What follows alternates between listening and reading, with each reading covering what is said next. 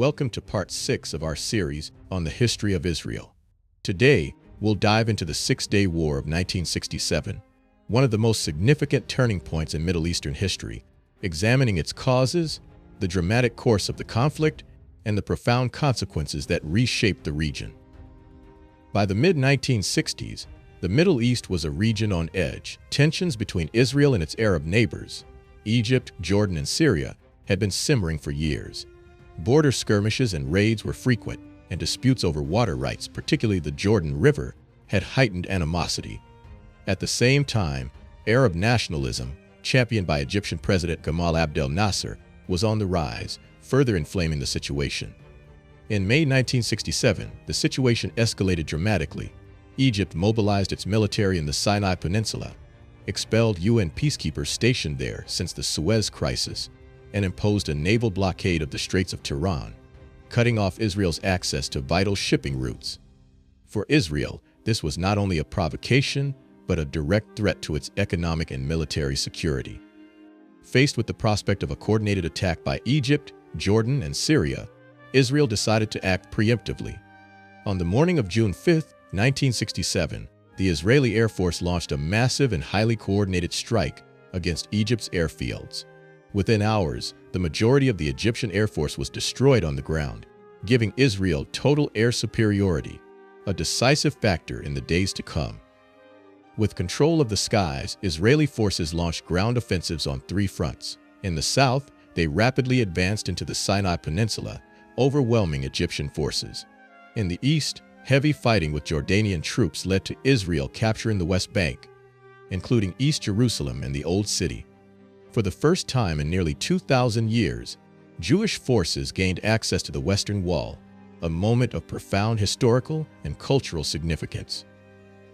In the north, Israeli forces turned their attention to Syria and the Golan Heights, an area of strategic importance.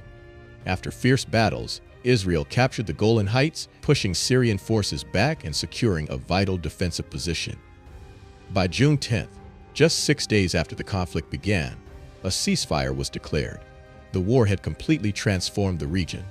Israel's stunning victory not only secured its survival against overwhelming odds, but also expanded its territory significantly.